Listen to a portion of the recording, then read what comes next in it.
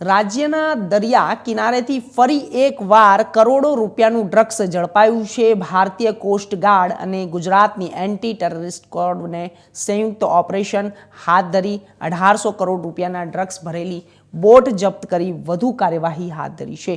અત્રે જણાવીએ કે આ ઓપરેશન તારીખ 12 અને 13 એપ્રિલે હાથ ધરવામાં આવ્યું હતું. રાજ્યના પોરબંદરથી 190 કિલોમીટર દૂર દરિયામાંથી 300 કિલો ડ્રગ્સ ભારતીય કોસ્ટગાર્ડ અને ગુજરાત એન્ટી ટેરરિસ્ટ સ્ક્વોડ એટલે કે એટીએસે સંયુક્ત રીતે ઝડપી પાડ્યું છે. વિગતો મુજબ પાકિસ્તાનની ડ્રગ્સ ભરેલી બોટ દરિયામાં આવી રહી હતી. તે દરમિયાન કોસ્ટગાર્ડની શિપને જોઈ પાક બોટ ચાલકોએ ડ્રગ્સને દરિયામાં ફેંકીને નાસી છૂટ્યા હતા અને આંતરરાષ્ટ્રીય બજારમાં ડ્રગ્સની કિંમત આધારે એક મોટી ડ્રગ જપ્તી કાર્યવાહી માનવામાં આવી રહી છે.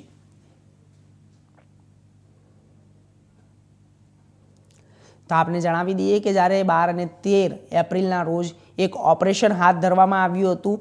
એક એટીએસને મોટી સફળતા હાથ મળી છે. રાજ્યના દરિયા કિનારેથી ફરી એકવાર કરોડો રૂપિયાનો ડ્રગ્સ ઝડપાયું છે.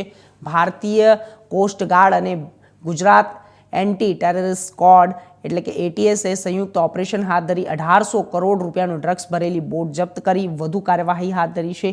અત્રે જણાવી દઈએ કે આ ઓપરેશન તારીખ 12 અને 13 એપ્રિલે હાથ ધરવામાં આવ્યું હતું. રાજ્યના પોરબંદરથી 190 કિલોમીટર દૂર દરિયામાંથી 300 કિલો ડ્રગ્સ ભારતીય કોસ્ટગાર્ડ અને ગુજરાત એન્ટી ટેરરિસ્ટ સ્ક્વોડ સંયુક્ત રીતે ઝડપી પાડ્યું છે.